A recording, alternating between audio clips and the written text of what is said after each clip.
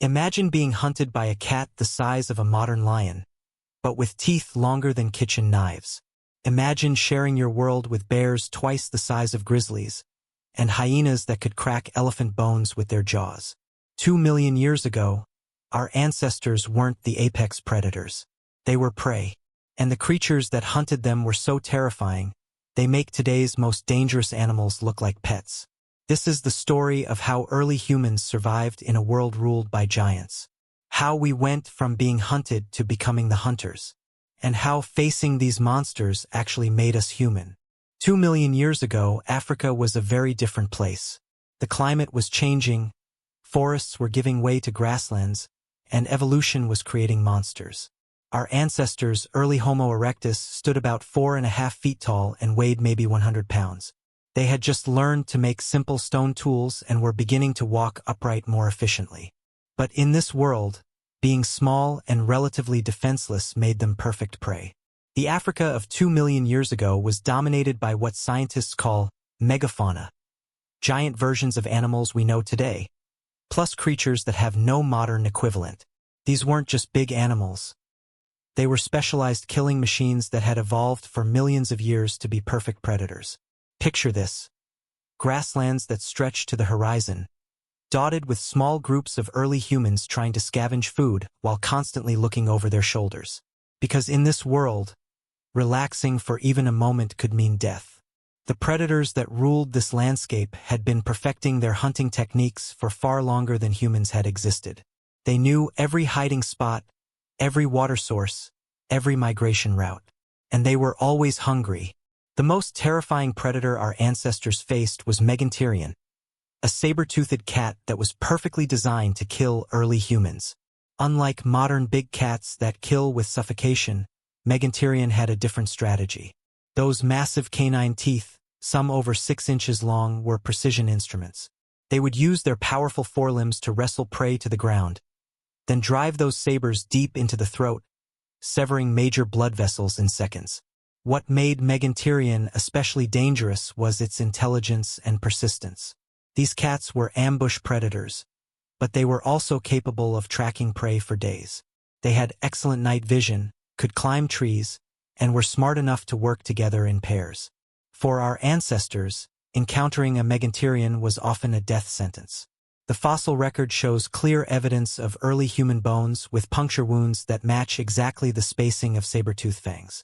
These weren't quick, merciful deaths, they were calculated, efficient kills. But perhaps most terrifying of all, Megantereon seemed to have a preference for hunting primates.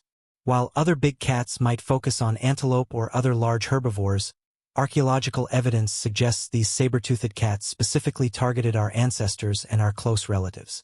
The relationship was so intense that some scientists believe the threat of saber-toothed cats was one of the primary drivers of early human evolution. We didn't just have to adapt to survive, we had to adapt to survive being hunted by one of the most efficient predators that ever lived. If saber-toothed cats were the nightmares that hunted alone, then Pachycracuta was the nightmare that hunted in packs. These giant hyenas were 3 times larger than modern spotted hyenas, with jaws so powerful they could crack open elephant bones. Standing 3 feet tall at the shoulder and weighing up to 200 pounds, Pachycracuta had the strongest bite force of any land mammal that ever lived, stronger than a T-Rex relative to body size. Their massive jaw muscles gave them a bite force of over 1,000 pounds per square inch.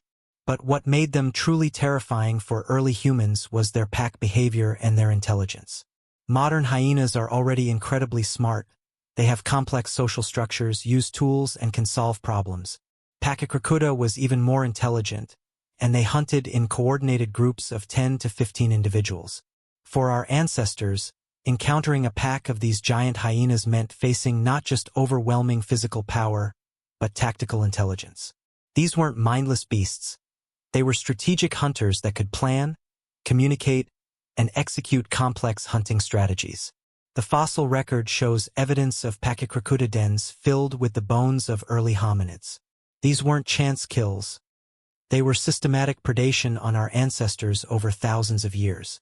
During the day, our ancestors had to worry about cats and hyenas. But when night fell, a different terror emerged: Agriotherium, a bear so massive it makes modern grizzlies look small. This prehistoric bear stood over 10 feet tall when rearing up and could weigh up to 1,500 pounds. But size wasn't its only weapon. Agriotherium had evolved specifically to hunt in low light conditions. Its eyes were larger than any modern bear. Faced with these overwhelming threats, our ancestors didn't just hide and hope to survive. They fought back, and in doing so, they began to become truly human. The first weapon was fire. Learning to control fire wasn't just about cooking food or staying warm. It was about creating a weapon that even the largest predators feared. A burning branch could drive off a saber-toothed cat, and a ring of fire around a camp could keep the giant bears at bay. But fire alone wasn't enough. Our ancestors began developing more sophisticated tools, not just for gathering food, but specifically for defense. They created longer, sharper spears, learned to work together in coordinated groups, and developed the first military tactics in human history. Perhaps most importantly, they began to think like predators themselves. They studied the hunting patterns of their enemies, learned their weaknesses, and started to turn the tables. Instead of just being hunted, they began to hunt the hunters. The fossil record from around 1.8 million years ago shows a remarkable change. Suddenly, we start finding evidence of early humans actively hunting large, dangerous animals. We find Megantereon bones with cut marks from human tools, suggesting our ancestors weren't just defending themselves. They were going on the offensive. This wasn't just about survival anymore. It was about establishing dominance in an ecosystem that had been trying to eliminate them for hundreds of thousands of years. The constant pressure from these giant predators didn't just force humans to develop better tools and tactics. It forced us to evolve as a species. Scientists believe this predator pressure was one of the primary drivers of rapid brain growth in early humans. When your survival depends on outsmarting creatures that are bigger, stronger, and faster than you, intelligence becomes the ultimate survival tool. Our ancestors had to develop complex problem-solving abilities, advanced planning skills, and sophisticated communication just to stay alive. The social structures that define humanity today, cooperation, language, shared knowledge, all of these can be traced back to the need to survive in a world full of giant predators. When a single mistake means death, sharing information becomes a matter of species survival. But here's what's truly remarkable. Our ancestors didn't just adapt to survive these predators. They eventually drove most of them to extinction. By 1 million years ago, many of the giant predators that had terrorized early humans were gone, replaced by smaller, less specialized species. The saber-toothed cats disappeared. The giant hyenas vanished. The massive bears became extinct. Not because of climate change or natural disasters, but because humans had become so effective at fighting back that these predators could no longer compete. In less than 1 million years, our ancestors went from being the prey to being the apex predator of Africa. They didn't just survive the world of giants, they conquered it. The next time you walk through a modern zoo and see lions, bears, or other large predators safely behind glass, remember that your ancestors faced creatures far more dangerous with nothing but stone tools and fire.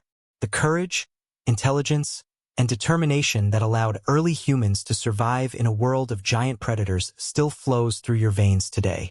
Every challenge you face, every obstacle that seems insurmountable, remember that you come from a line of survivors who refused to be victims. Those early humans who huddled around fires 2 million years ago, listening for the sounds of approaching predators, laid the foundation for everything we've achieved as a species. They gave us not just our intelligence and our tools, but our refusal to accept defeat. If this story inspired you, let me know in the comments what you think was the most terrifying predator our ancestors faced. And if you want to hear more incredible stories of human survival and evolution, make sure to subscribe and hit that notification bell. Next week, we'll explore how humans survived the Ice Age, a story of endurance against cold so extreme, it makes the giant predators look like a minor inconvenience. Remember, you're not just listening to ancient history. You're hearing the story of how your ancestors earned their place at the top of the food chain.